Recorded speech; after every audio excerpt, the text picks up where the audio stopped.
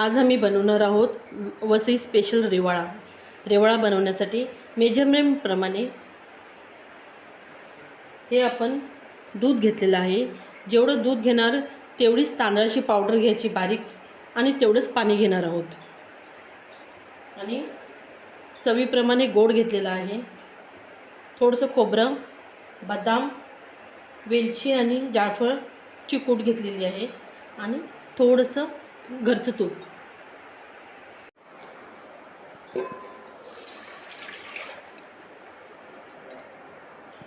आपण जेवढं दूध घेतलेलं आहे तेवढंच पाणी घेणार आहोत। हे पहा,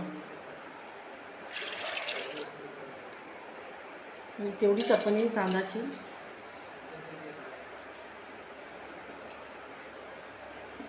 पावडर घेतलेली आहे।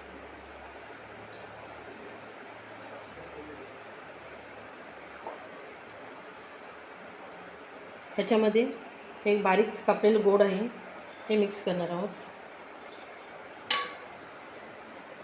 बदाम, खोबरं आणि वेलची आणि जायफळची पूड।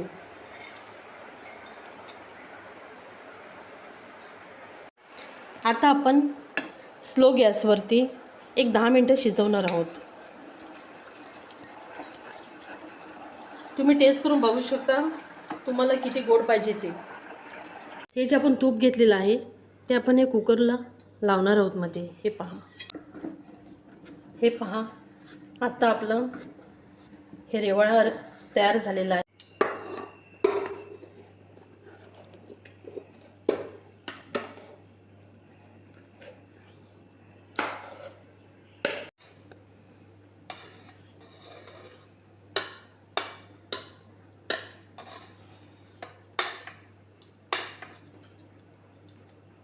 कुकरची शिटी काढून ठेवणार आहोत आणि गॅसवरती फक्त 15 मिनिटे आपण स्लो गॅसवरती ठेवणार आहोत शिजवण्यासाठी।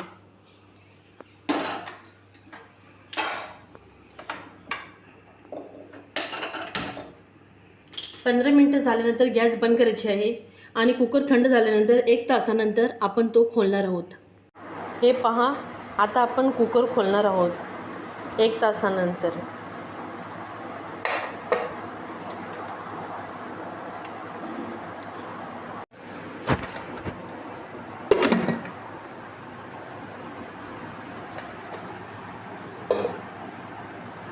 हे पहा, आपला रेवाळा वसई स्पेशल झालेला आहे, खाण्यासाठी एकदम रेडी आहे।